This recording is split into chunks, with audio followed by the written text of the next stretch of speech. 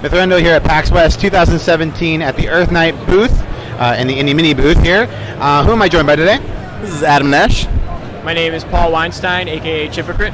Awesome. So tell us a little bit about what Earthnight is for somebody who isn't familiar. Sure. So, from sort of like the style description standpoint, Earthnight, we describe it as kind of somewhere in between a platformer and a runner. At first glance, it's certainly a runner. The characters don't stop running, but we've tried to. There's certainly a lot more depth to it than just jumping at the right moment or ducking at the right moment or something. That's why I lean more towards the platformer side. There is an end. It's not an endless runner. Right. There's worlds. There's power-ups. There's really meticulous level design that's just more than just a couple of things to avoid. So and then the characters just have unique jump behavior that makes you. It's like this push and pull. And really the game is sort of figuring out how to move them the right way instead of just keeping them moving. Right. So swipe left to turn, swipe right to turn, swipe up to jump. It's different characters. Exactly. Yeah. So that's the description of the gameplay, I guess. The premise of the game is it takes place in a dystopian future. There's been a terrible dragon apocalypse. All the humans have been exiled to outer space, and they're kind of forced to live in spaceships several atmospheric levels above the planet. The two playable characters in the game, Stanley and Sydney, are just sick of it. They are just ready to jump down. They're jumping down, skydiving back down to Earth. They're landing on dragons along the way and running across them and killing these dragons and just trying to take as many down as they can while they try to get back to Earth and get back home, I guess.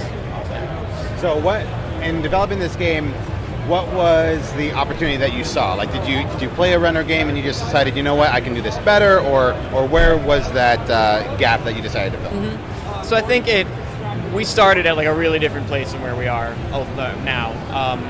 I think their original idea was to sort of just do a mobile game. We had started with these kind of weird little social apps that we were doing, game-ish, but not a traditional game where you're controlling a character and stuff.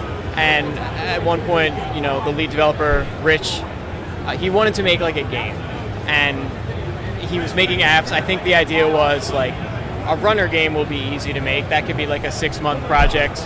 It's been a couple years now. Yeah. So it was really originally going to be a mobile thing, and it was supposed to be just something that we could just get done, see if we could do it.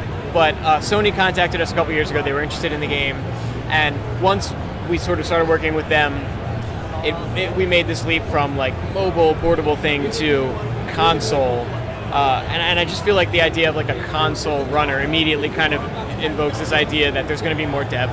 There's going to be more than just holding a thing and pushing two buttons. Right. There's definitely more to it. Is, I mean, if you want to break it down, it is almost like two buttons, jump and directions, but there's so much more to it than that. Yeah. Oversimplifying it like that is not really doing it justice. And just watching it, I mean, you can tell there's a lot of complexity, and I'm even looking at the level select screen right now, the way that you're falling through the sky and you basically land towards a specific dragon. It's a very unique interface.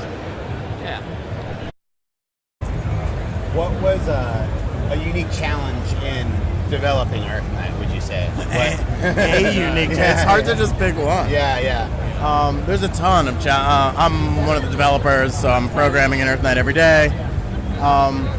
For sure, the dragons themselves. Yeah, the platform itself is always moving. So the entire level is alive. I would imagine makes it difficult for you in your life. Yeah. Absolutely.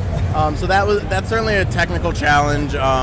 When you start talking about levels that move like sine waves and getting your collisions to feel good and your movement to feel good is an ongoing challenge. Another challenge has been sort of balancing the two approaches that we take to level design. We want a handcrafted feel, but also a procedural feel. There are millions of possible combinations, so you will never play the same game twice when you play Earthnight, which I think comes from the runner lineage of the game. However, there's a huge hand design, level design element. So what we do is design slices of levels by hand, as though we were making a traditional console platformer, where everything is spaced perfectly and we're testing it and we're hiding secrets out in the world. There are tons of secrets. The worlds are much taller than people think they are at first. So I was noticing that, like when they were playing, there's platforms that you can get to, and like you could jump and you get more altitude, and people are finding these platforms way higher than you would imagine in the base level. Right? If you just watch some people playing for the first time at PAX, you probably still won't even realize how tall the levels are and how many secrets we have hidden in this game. But the challenge is, back to the original question, sort of balancing we need it to feel different every single time, but we want it to have this handcrafted feeling. So we call it maybe like a handcrafted procedural generation.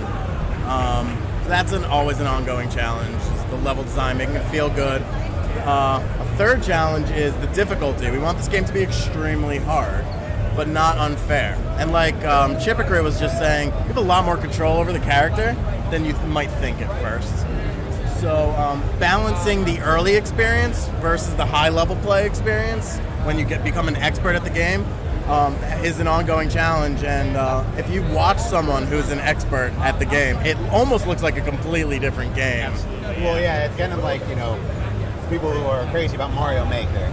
Exactly. Like, there's somebody playing through Mario normally, you're like, oh, that's kind of fun. But then somebody who like designed a level where they're, jumping on the shelves and throwing at the right moment to hit a switch and do this and that. It's like an insane dance. Yeah, and you can definitely see how Earthnight will do the same thing. Right. So an interesting thing with us in that regard is that because of the random element of the level design, you can't quite memorize things the way you might have to in a Super Mario Maker level. Especially the user levels, right?